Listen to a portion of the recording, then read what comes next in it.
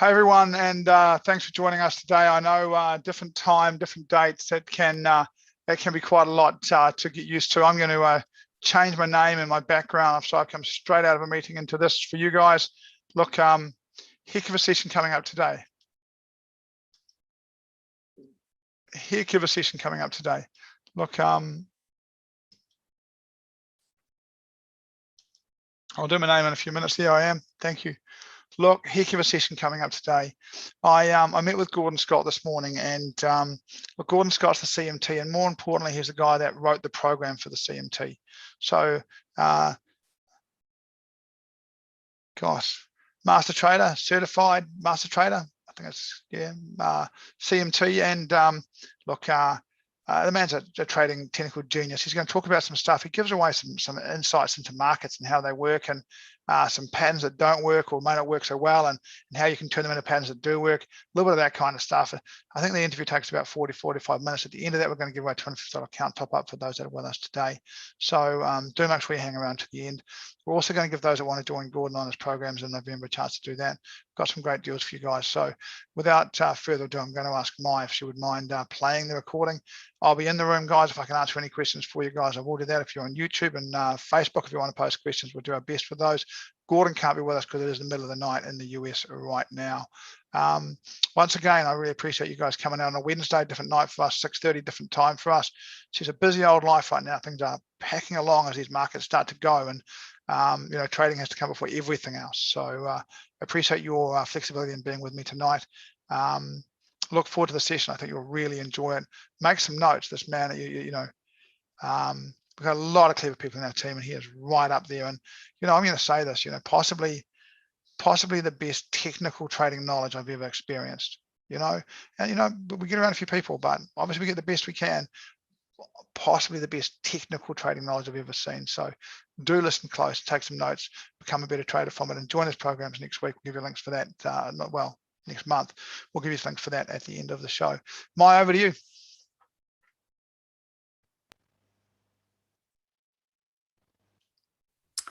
Welcome to Meet Your Trading Experts live and free, and thanks for joining us on a Wednesday and a little bit early today. It's great to have your company at 6:30 today. We are really privileged today to have back as a guest Gordon Scott, CMT. Always a very much enjoyed guest on our show, and somebody who can bring some real clarity to trading for us. Welcome to the show, Gordon. Thanks for having me on, Paul. Good, mate. We're very pleased to have you here. As I said, one of the things we're going to be doing is we're going to be talking to Gordon a little bit about the CMT qualification that he has, his involvement with CMT, and how technical analysis can help you to become a more profitable trader, which is really what it's all about. After that, we're going to have a bit of a look about the programs that Gordon's running, Supercharge Trading Results, talk a bit about some of the stuff he's doing in there and some of the other programs that he is running.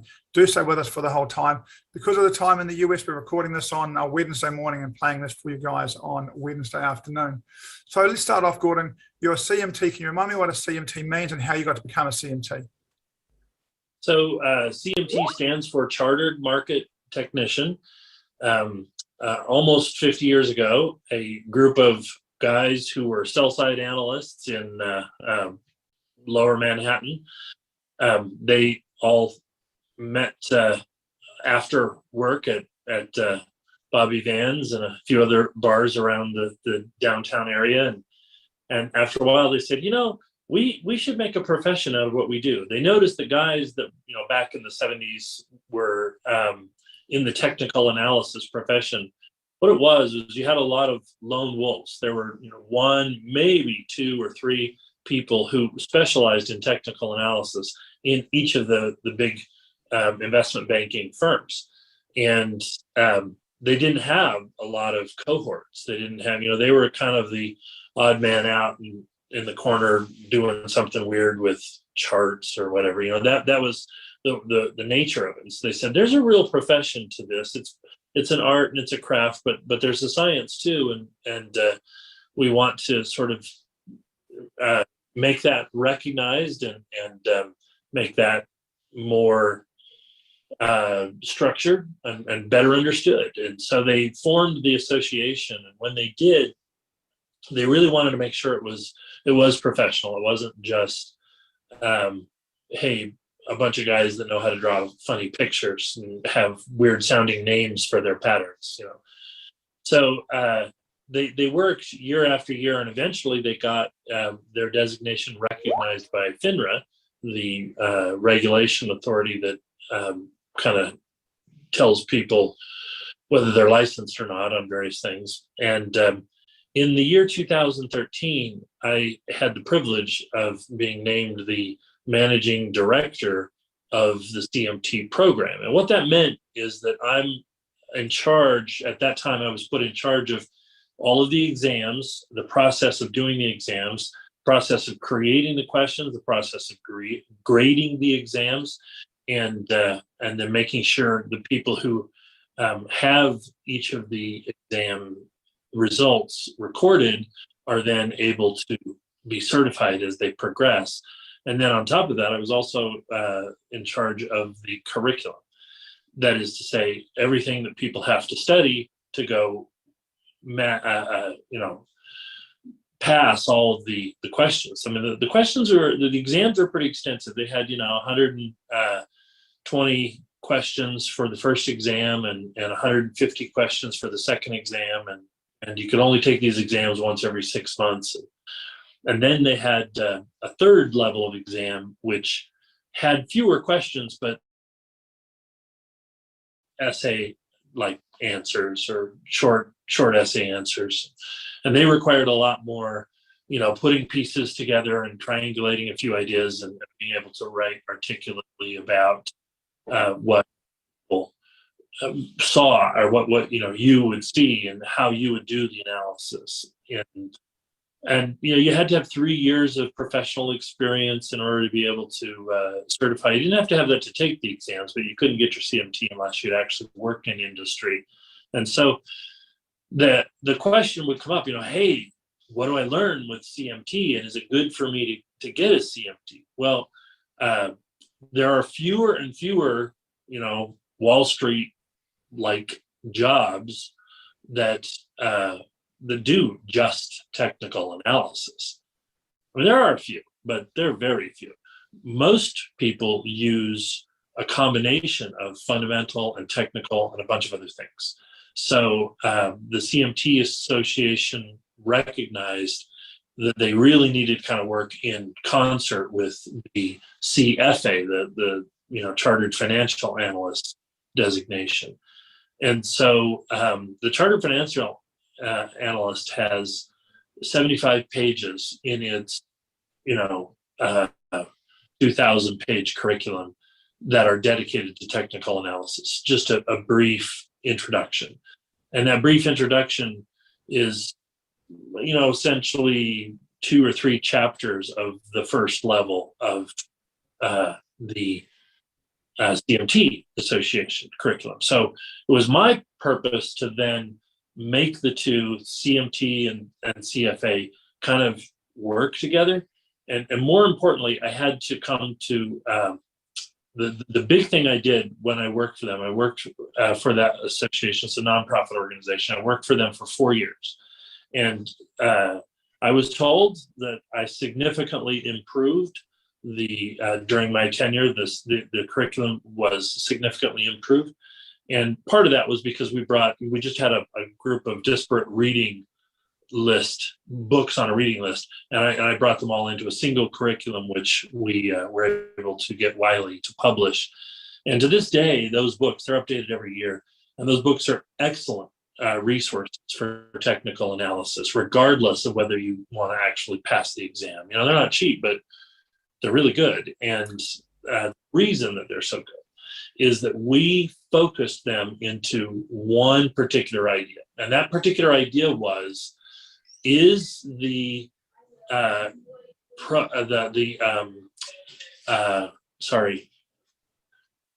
predictability of technical analysis, is that real?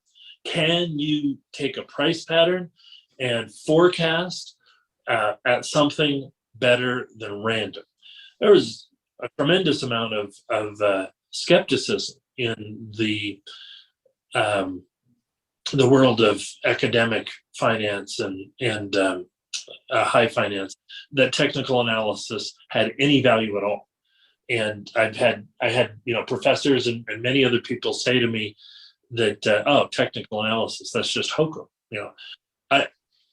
I had to evaluate those criticisms very respectfully and very, just head on. I spent 3 months asking myself, okay, what if there is no value in technical analysis? What if it is all just truly random behavior in the markets? What would that mean? What would that mean for me? What would it mean for the profession that I am part of, and for all the people that have gotten the CMT? Are we just hoaxing people at this? What about all the education programs that are out there? Are we just charlatans? And I wanted to know, because I didn't want to make a continuing career out of this if in fact that was the case, that there was no value to it. And I found you've got some good news for us. Sorry, what's that? I'm hoping you've got some good news for us. I'm hoping the story ends well. Yeah, I do actually. And to make it darker before it gets lighter, I will tell you that when I spent 3 months studying, doing my own back testing, I took the approach, Paul, that I was going to disprove the null hypothesis. There were too many people out there that had done study after study of, here's 20,000 rules, here's 5,000 rules, here's 10,000 patterns. Just all these sorts of things. And almost all of them would conclude, no, there's no predictive value in technical analysis. Very depressing for, somebody like me. Yeah.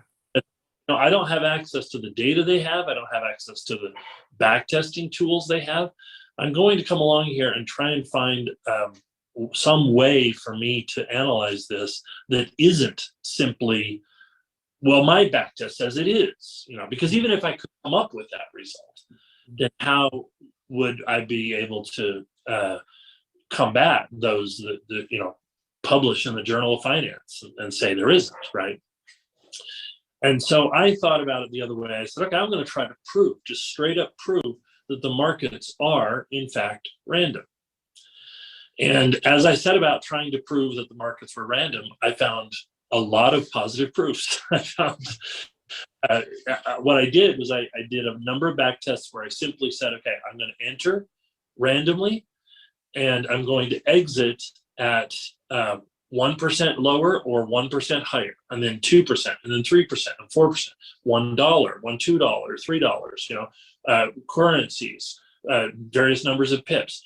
I found that if I put a price as an entry, a random price, and then I got in or got out at equally distance points, higher or lower on stops and targets, right?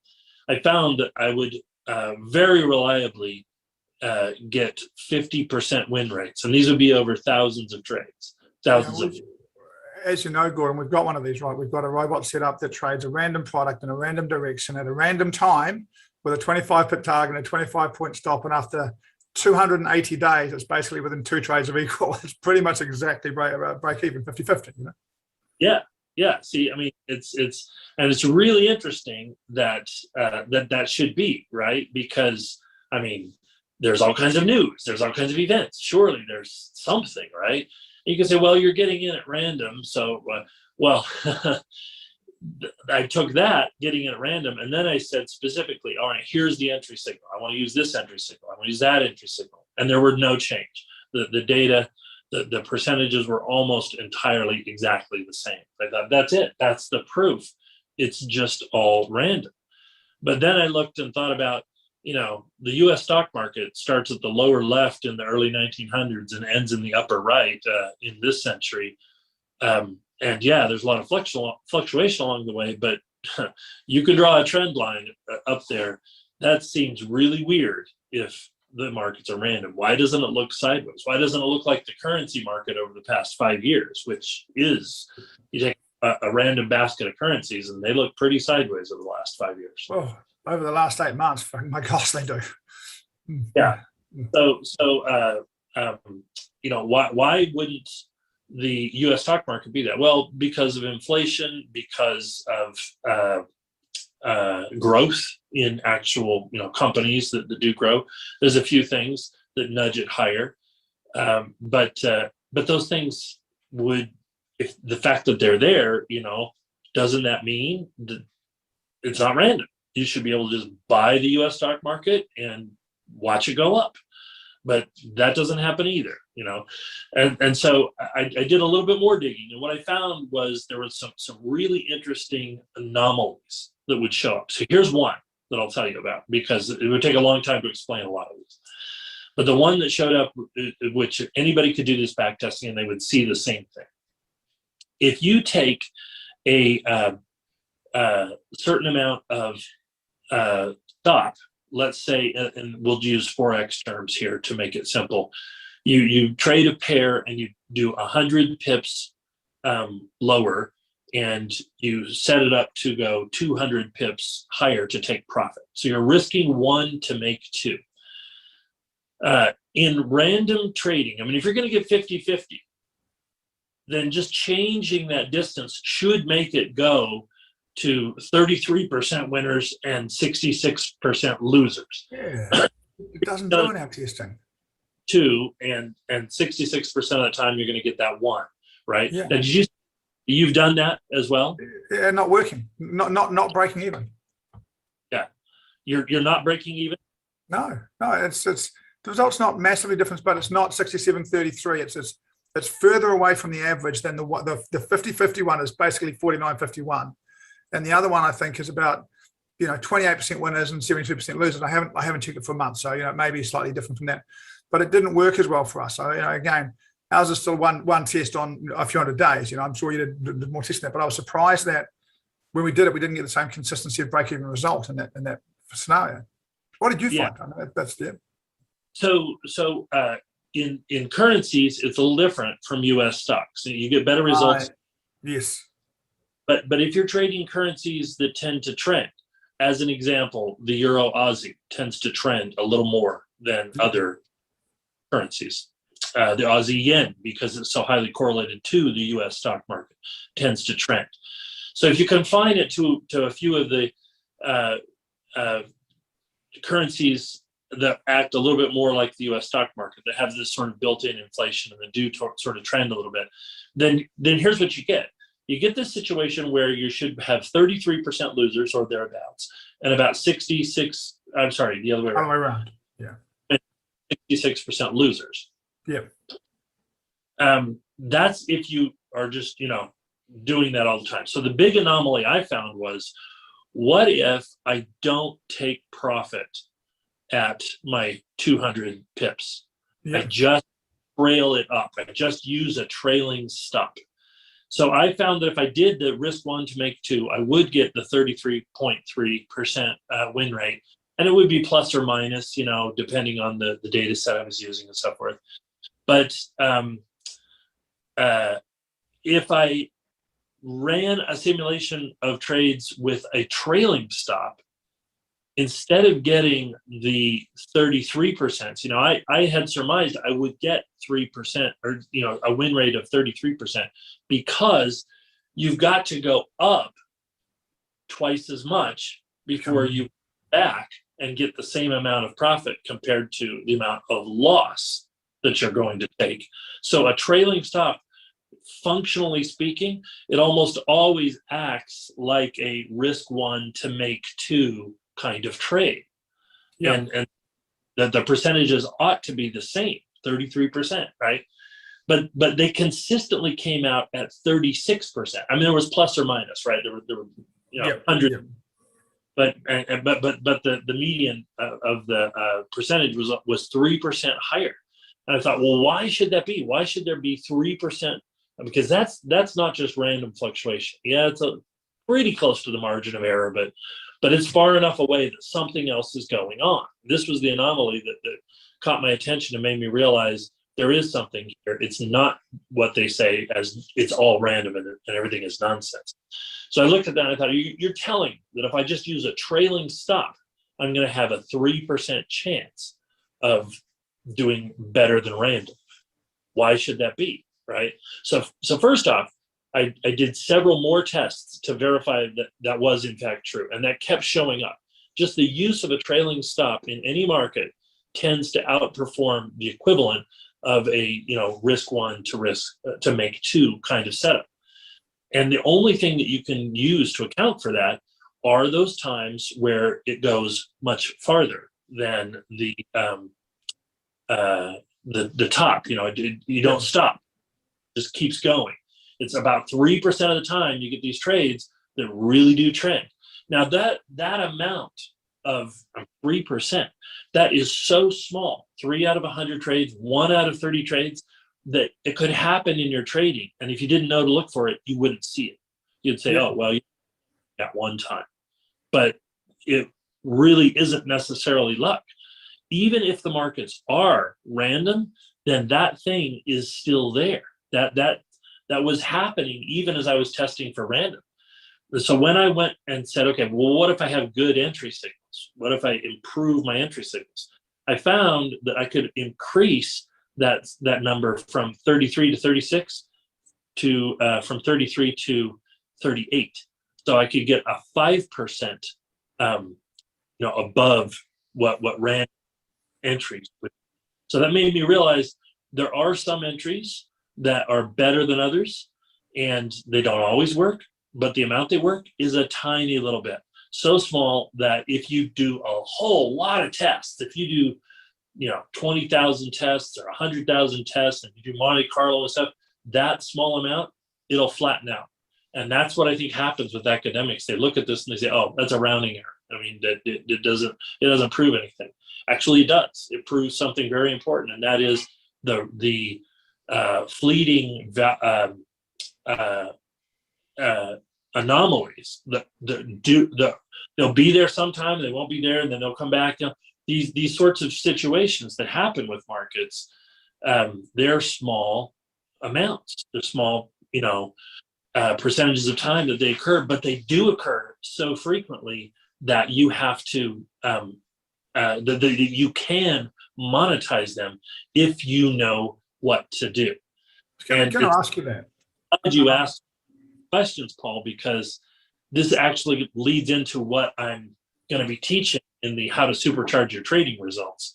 The reason for all of this, I instead of trying to say markets are random or markets are not random, in all my testing, what I came up with was, you're better off just assuming the markets are random. Now, most people will think that means you can't make any money.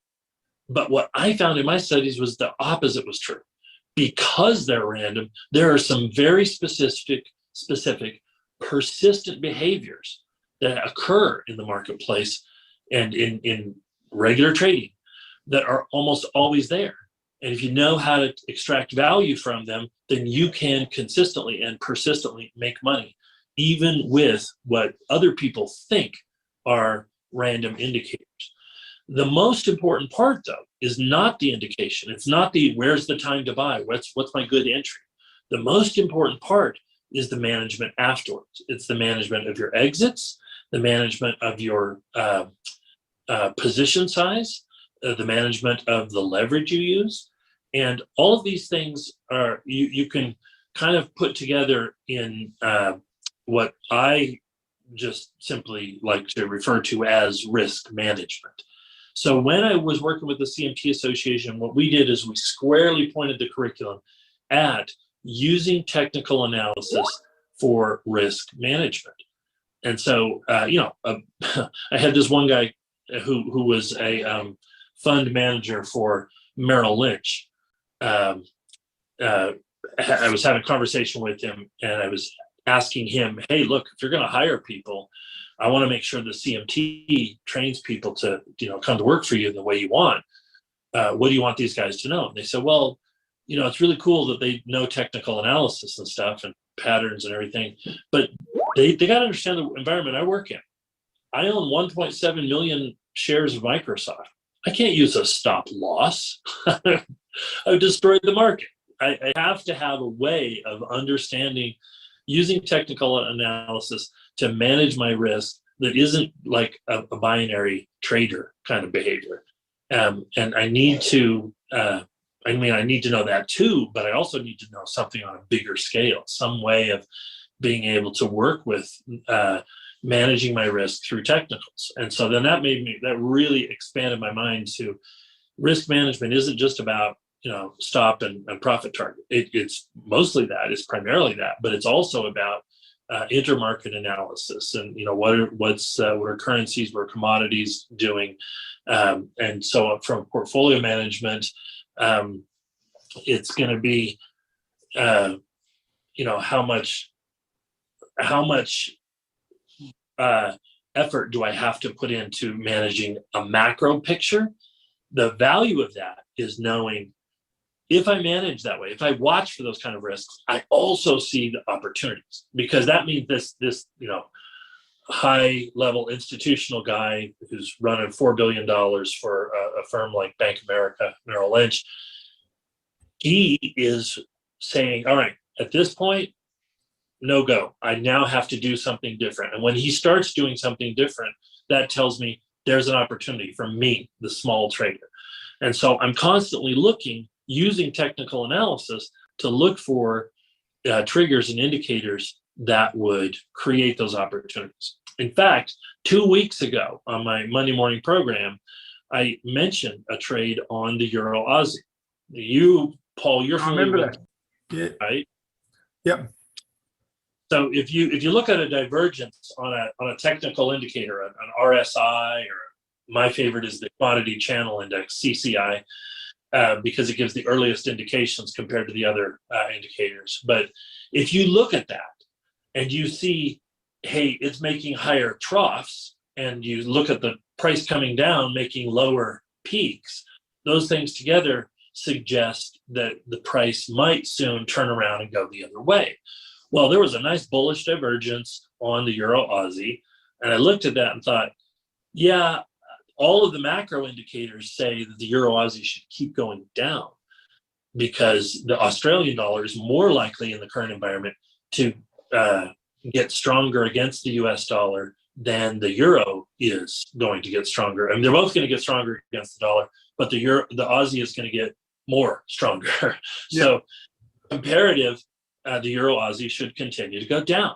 And so, although I'm looking at this bullish divergence, I'm thinking, I don't like that. Well, if it's just me predicting, right, then I say, well, I'm just going to go short. But I could be wrong, because the markets have a very high degree of randomness in there. So what do I do instead? Well, I look and I say, this divergence tells me that it will break either one way, or it will break and then turn around and continue. But it will probably do that within one multiple of its average true range in whatever time frame I'm looking at. So I looked at the 4-hour chart, said, it looks like the average true range for a 4-hour move on the Euro Aussie is 40 pips. So if I can create a setup where I see, resistance and a break of the resistance, or a return and a reversal, or maybe a new break of support, but if it were going to continue, it shouldn't come back more than 40 pips, right? So how much, if it did continue forward or make a reverse, either way, how far would it go? Well, it was pretty obvious that even just a little bit of move more than its average would mean you'd be looking at about 100 pip move. And so what I said was, find a place as this divergence, kind of squeezes in, find the place where you can take a shot at it and go 40 pips. And if you're wrong 40 pips. Well, so I tried it. I was wrong, 40 pips, but I then immediately tried it again. And this time I was right, 150 pips. So it went even better than I expected. It was 150. So you look at that situation as it's like, okay, that's 50-50. It's either going to work or it's not. And at 50, and yet I've got a 2 or 3 to 1 payoff for it. But that's a trade you can't afford to miss. You got to hit that trade every time. And so I hit it twice, and it paid off nicely. So that was all about technical analysis, but with risk management. I found that's a far more effective way to think about technical analysis. So there are anomalies, and they're mostly centered around the continuation of existing trends. But you've been through my class a couple of times, so you've heard me talk about that. How the arc sine law suggests that there is an edge stuff that's going to continue to trend as opposed to come back, to wherever it started. Yeah. Okay, fine. So, Sorry. Let me break and you guide me where you want me. You've answered about 7 of my questions so far. I've only asked one. We've got through a lot of the stuff I've got. I've got a couple of questions for you, right? We've talked a little about the CMT. The CMT is not where beginner traders start. You do, how long do you spend becoming a trader before you start looking for those kind of qualifications, in your opinion? Well, I would say that you should be messing around with technical analysis for at least a year in trading, and then decide for yourself, do I want to make a career, not just out of trading, but out of reading charts and reading charts for other people or telling other people about them? Do I want to write articles? Do I want to be an analyst for somebody? Getting the CMT does a fantastic thing for you in the sense that it greatly increases credibility. So when you walk into an interview, I've been amazed over the years that I've had my CMT designation that people, I had this one opportunity to teach business writing for a university, for a major university. And I mean, it wasn't part of my career path, but I was trading and I was coaching people, and I had a few extra hours, and I thought, that sounds like it could be fun. Go and teach at this nearby university, and somebody in the neighborhood where I lived at the time was teaching there, and they were trying to recruit me to come into their department because I had a lot of good writing experience and in business and finance. So I thought, okay, sure, I'll go and try. Well, I had a 1-hour interview, and most of the hour was spent talking about the strength of the CMT program. These were people that were, in the business school of writing, but they had never heard of the CMT program, and they wanted to know all about it. And I was offered the job on the spot just for talking about the CMT program. It shocked me that it mattered to people that much. But if I had taken the CMT designation and then tried to go get a Wall Street job where all I was doing was reading charts and recommending charts to people, hoping that I was going to get paid $200,000 a year or something for that, I could spend a number of years, several years, before I would have any hope of coming across an opportunity to interview for one of those jobs, let alone get there. Just that's how rare the jobs are. So you wouldn't go do the CMT if what you wanted to do was to become an analyst. You'd start with the CFA, and then you'd add the CMT to it. We had a saying in our association, you take the CFA to get the job, you complete the CMT to keep the job. Because having the CMT does distinguish you and does give you better skills for overall analysis. It makes you a better analyst, no doubt about it. But if you're really interested in just having a sort of side gig or a career, even, which is what I do, of teaching people and coaching people and writing articles about trading and all things stock market related, I mean, the CMT is the best possible way to do that. And so if that's the weird career you want, then by all means, go get the CMT. I have hard about starting my own nonprofit organization to certify traders, specifically just individual retail traders. The closest thing that's out there for that right now is the IFTA organizations, MSTA and CSTA. I can't remember what their other designation is for that. CFTA. CFT, yeah. CFTA, I think it is, yeah. ANZ is one of them. I think it's a CFTA. Yeah.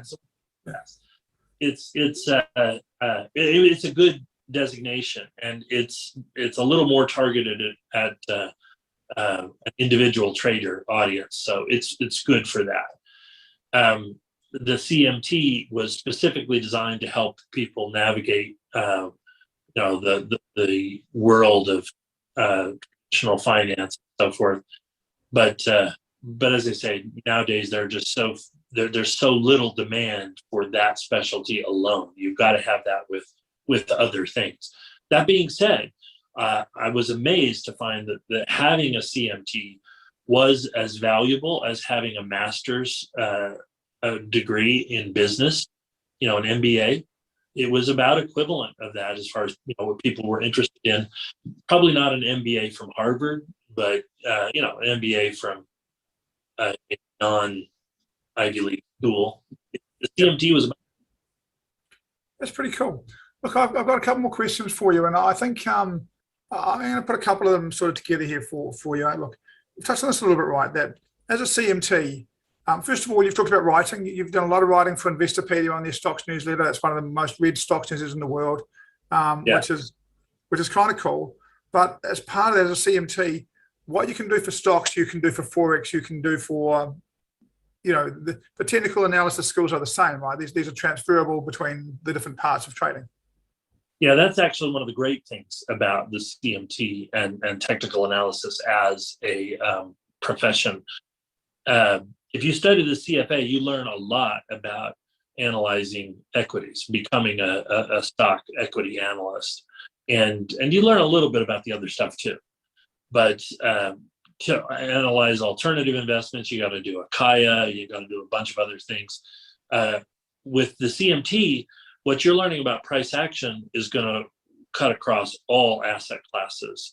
Assuming you have, liquid enough markets to be able to track and solid enough data that you trust to be able to analyze price action movements or volume price together, then there's some real value you can get regardless of the asset you're in.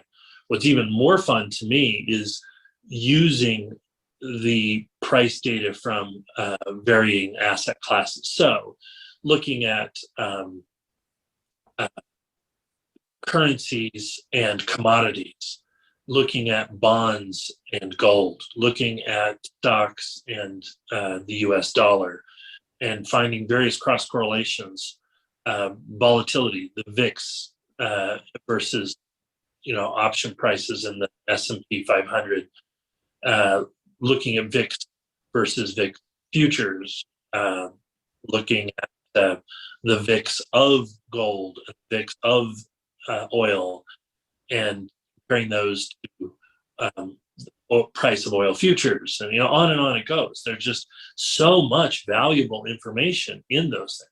Again, not because they tell you precisely where things are going, but although there is just a small amount of correlation, it's where you can get that 3 to 5% edge as well.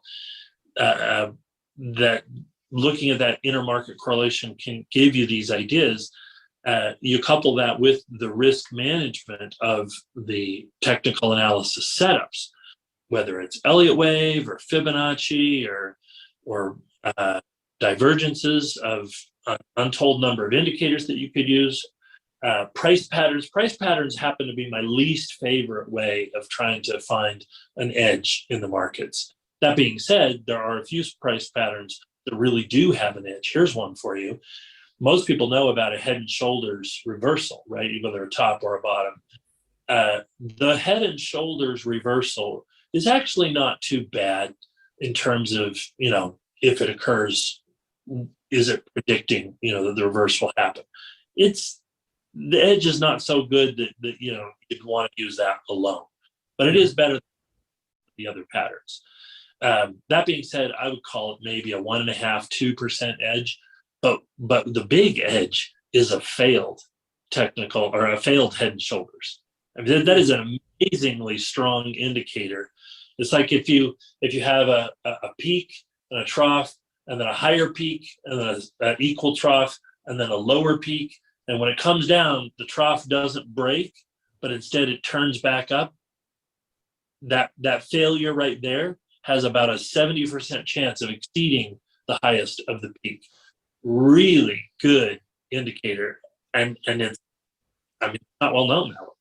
Look, it really is interesting. We've got a great head and shoulders trader in our organization, and one of the things is these are people who find that edge, and they become very, very good at understanding the difference between when it is an edge and when it isn't an edge. I like something you said, Gordon, about that edges come and go in the markets, and that for me, what that means is part of the technical analysis is now to go. It's not just do I have a pattern, but where do I have a pattern? Context becomes quite important, and fundamentals become quite important. If you layer those things together, that starts to create an interesting edge for mine. I've got a couple of I think reasonably simple questions for you. Actually, I want to start with a statement. I think so. You're going to teach Supercharge your trading edge. Now, anyone listening to you, they'll know that you're like me, Gordon. We've got a bit more grey hair than original coloured hair. We're not young. We're not used to making massive claims that we can't fulfill on. As a CMT, with all the experience you've got a history of actually helping people make money. You really can help people make more money from trading. This is a real claim, right?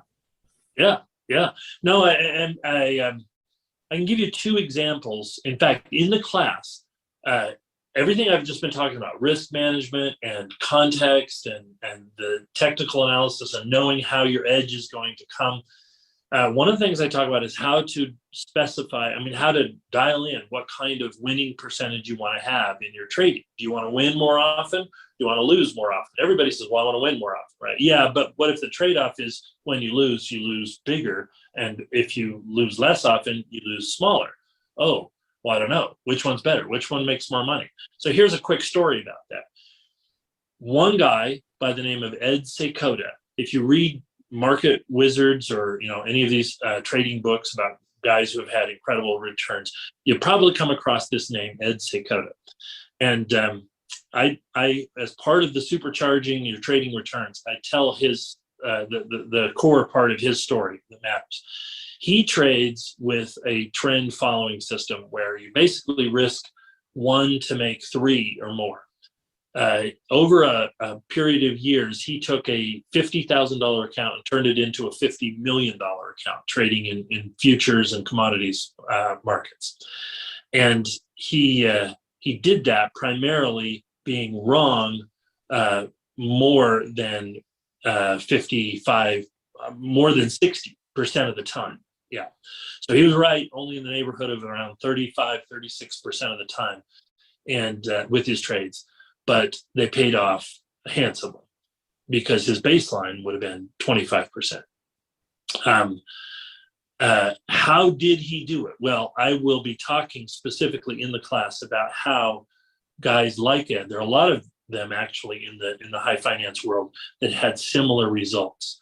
And I've taught people myself how to accomplish that. I had one student go from a 16% per year performance in a year's period of time to a 100% a year performance. I had another student, however, that did the opposite. He came and said, told me how he was trading, and he was already trading quite well. But amazingly, he was risking 3 to make 1. So he was making better than 75% wins. And he says, well, I win a lot of the time. I said, exactly how much do you win? He said, I don't really know. I don't keep track. I said, would you allow me to coach you for a little bit? Because I think I can really help you. When he came to me, he had been trading for 4 months and his account had increased by 60%. And so that was pretty good. He had a $10,000 account. He turned it into $16,000. And I said, okay, I want you to just do a few things. I met with him over the course of 2 months, just, 1 week at a time. And in that course of 2 months, what I told him is the same thing I'll be teaching in the Supercharging your trading returns. What I did was I helped him realize he had a 4% edge. He thought he was winning better than 80, almost 90% of the time. He was only winning 79% of the time, trading a system where he should have been right 75% of the time. So what he had was a 4% edge. That 4% edge, once he knew it, once he understood it, once he understood how to magnify and amplify the gains he's getting from that, that's one of the things I teach in this class. What do you do with that? If you've got a 75% or 79% win percentage, how can you make sure that you get more out of that? Well, he and I worked through that.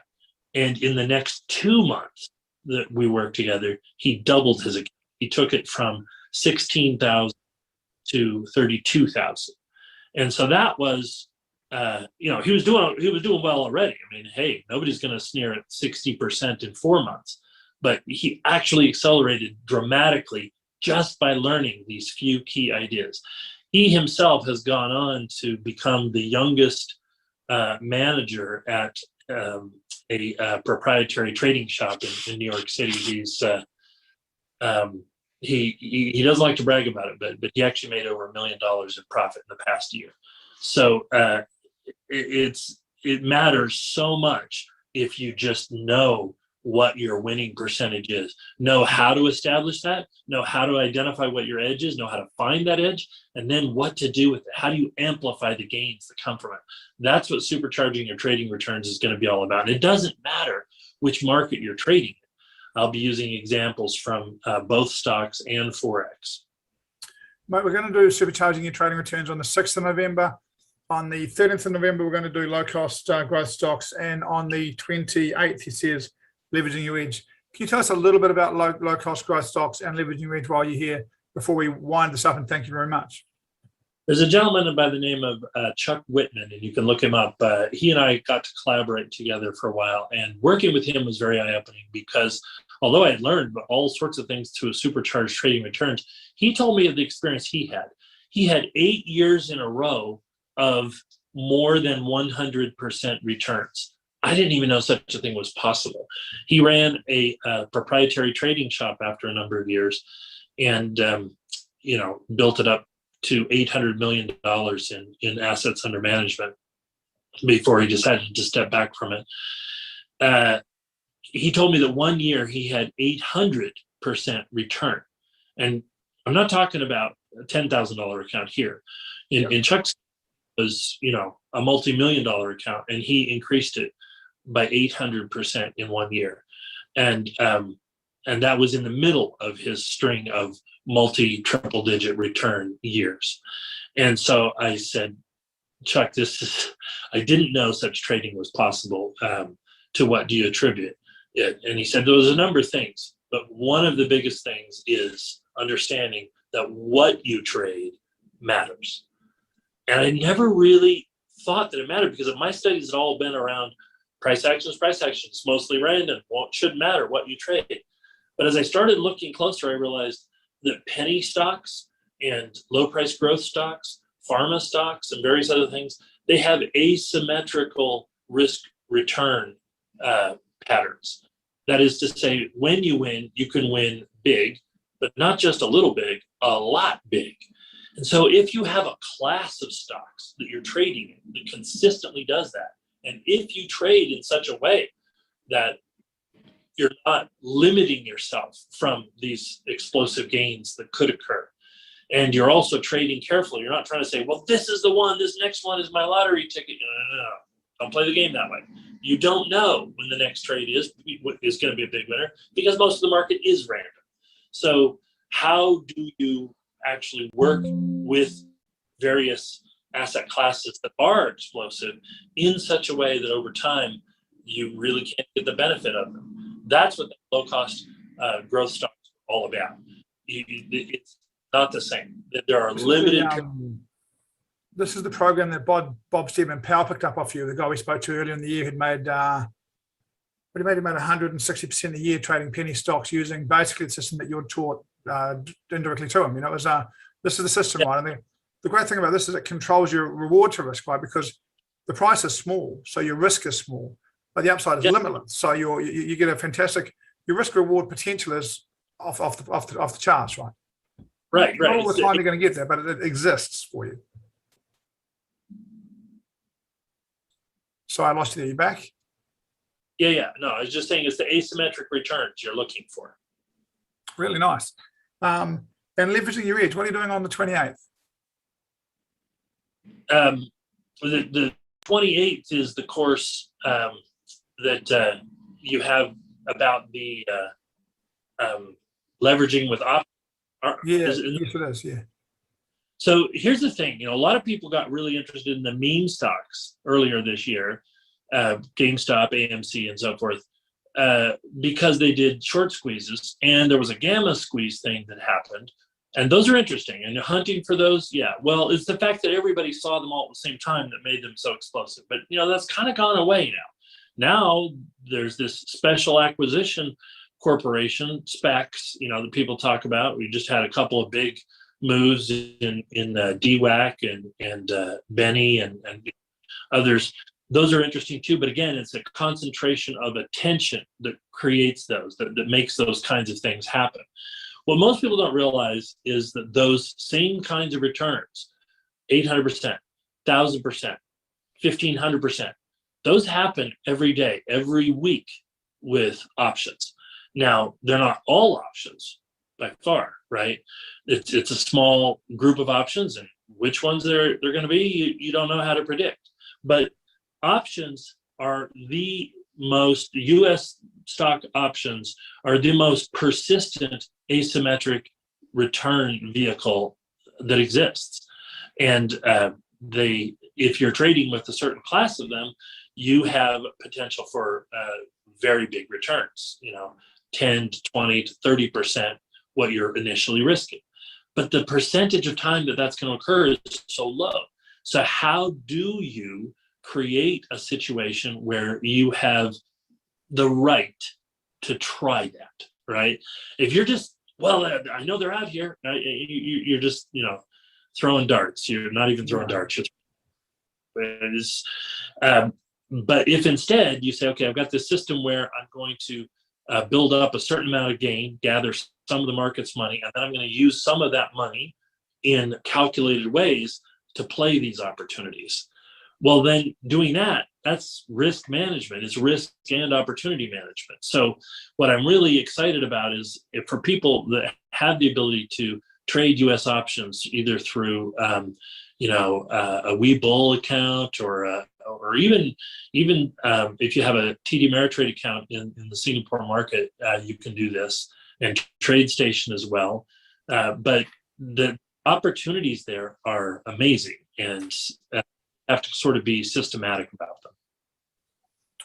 Can they do them on the Tiger accounts in Singapore as well? I can't remember whether or not they've instituted access to US options or not. Okay, we'll have a look. Okay, cheers. Thank you for that.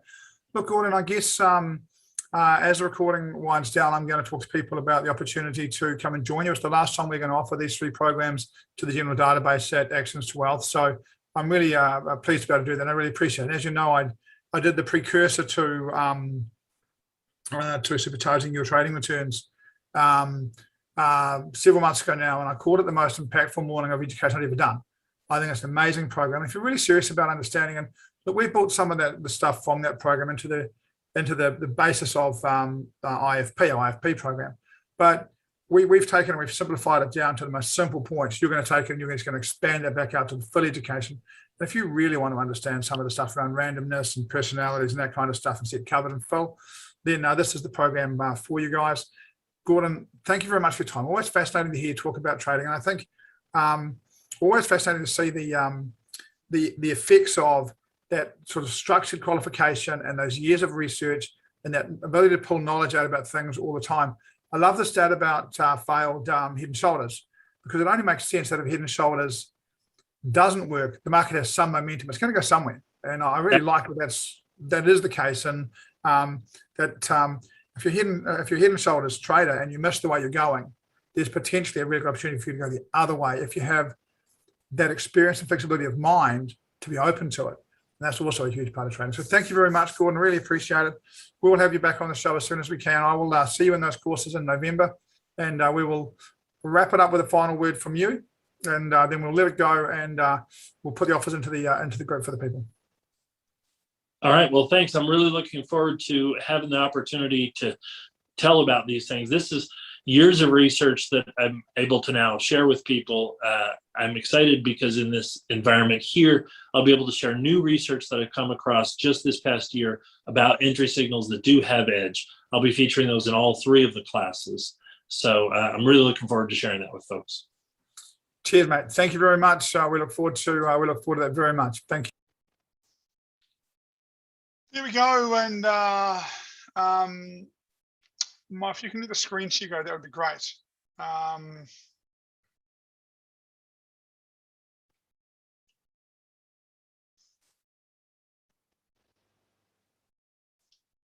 Cheers, Mo. If you can let the screen you still got the video stopped, but you're still sharing screen. It minimizes me and makes the big my from you. The big it takes over the whole screen. If you can just let go of screen sharing, it'll just normalize back to normal. Okay, cool. Hang on a sec.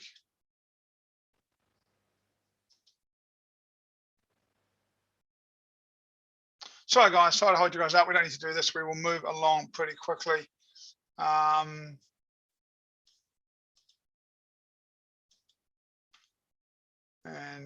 we'll do that.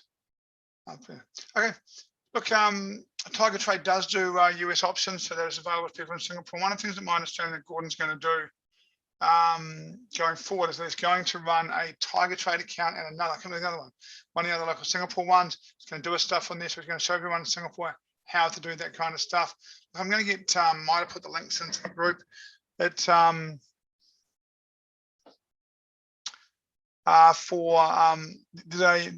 we've got Supercharge trading income on the 6th. We've got low cost growth stocks on the 13th, and we've got leveraging your edge on the 28th of November. You can do them individually, or you can do them collectively. Either one is completely fine.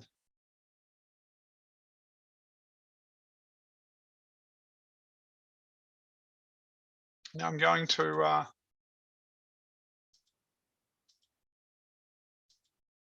so if you click on the link, it'll take you to here, and it's $397 for all 3 courses, or you can pick any one of them and do them for $147 each. Look, if you didn't get it from I mean, if you've listened to that, one thing you understand is that Gordon Scott is an amazing technical mind, and that we are technical traders. And the truth is that he's just better at technical trading than almost everybody else. And look, he's very detailed. He explains the stuff really clearly. As I said, I thought his session that I did with him at the start of the year, well, it made a huge impact on our company. We took some stuff out of there and started teaching with Johnny and IFP. We think it's made a real improvement in our trading results overall. And if you're serious about your trading success, I'm sure you guys are. If you're watching this show, I'm sure you are. Then $130 a day, $130 a day, $15 an hour to get the learning from Gordon Scott is nothing. And I encourage you guys to jump in and grab it. As we've said in the show, Gordon's doing a lot more forex with us now, as well as doing a little bit of stocks. And this is the last time we're offering this. This will be the last time you're going to do this for us. It's $397 for all 3, or $147 per. Excuse me, it's a bit late, New Zealand. $147 if you want to pick any one of them in particular. Those dates again: 6th of November for Supercharging your trading edge, 13th for low cost growth stocks, and 28th, the Sunday, for leveraging your edge, which is the options course. Look, one of those things I've got to say, I'll be in them. I'm going to allow them. I'll be watching them. I'll be learning as much as anyone else. Right, if you have any questions, pop them in the box and let me know that you have some questions. Otherwise,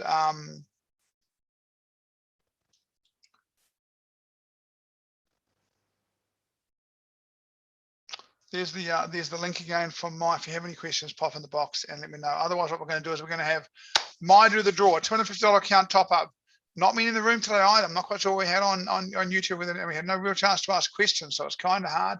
Going to have the change to Wednesday clearly threw a few people off. It's got to say it's really nice. I've got IFP Friday, Saturday, Sunday. I'm going to have a quiet Thursday in Awakuni. A little bit of dinner out somewhere before I get into teaching for the weekend. Really appreciate you coming and joining us on Wednesday. Mike, can we do a draw, please?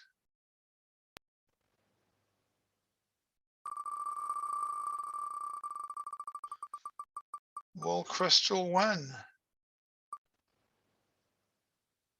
Nasri will win. You'll get a $250 account top up. Now, what you do need to do, because we don't have to do a redraw, is confirm for me that you're still in the room. You've got to still be in the room. Nasri, if you're still in the room, if you can post saying, hey, yep, I'm still here, then Crystal. We've got another Crystal now. I was not quite sure which one's in. Nasri, you're still in the room. I'm going to give you, oh gosh, that's the wrong button. I'm going to give you,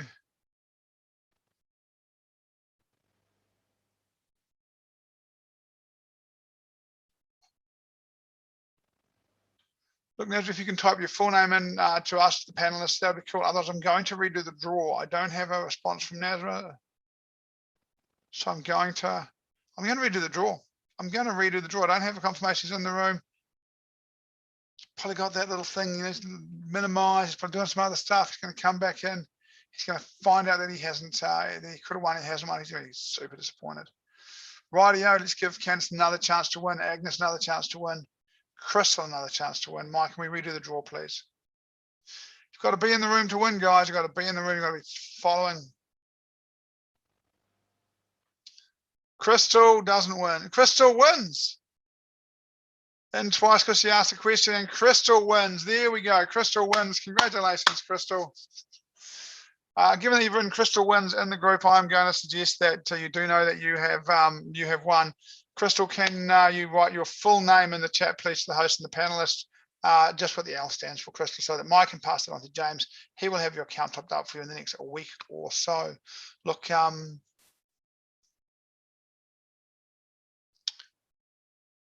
can't stress it enough. One of the things I did in my trading career is I found Julian. When I found Julian, I went, I'm learning from that guy. And Julian is still one of those guys. Gordon Scott is one of those guys. Really, we're incredibly lucky. You know, he does very little work outside of his own stuff these days. His ability to work for us is based on his relationship with Ainsley, who he mentored for a long time. And you've seen the kind of results that she makes. Don't miss it. We're talking about $100, $150 to spend some time with Gordon Scott.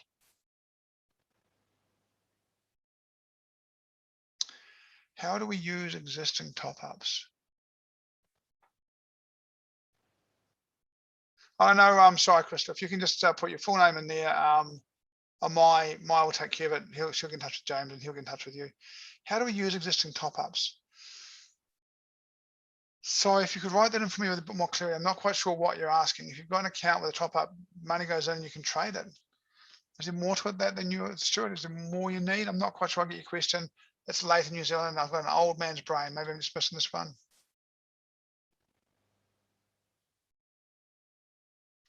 Yeah, it'll get put in the ATW account. It's create an ATW account. Yep. You just trade it. Stuart, I'm missing something here. I'd love to help you, but I'm missing something. So Crystal got $250 credit. So if she's got $1,000, she'll now have $1,250 in her account. She just trades it. Simple as that.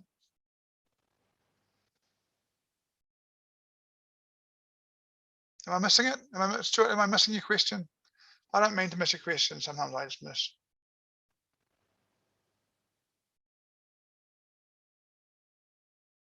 I have $200 in my top-up account. You've been topped up $200. That is for the trading masterclass, right? You just trade that completely normally. So look, you can't use it as profit. It's not profit, right? So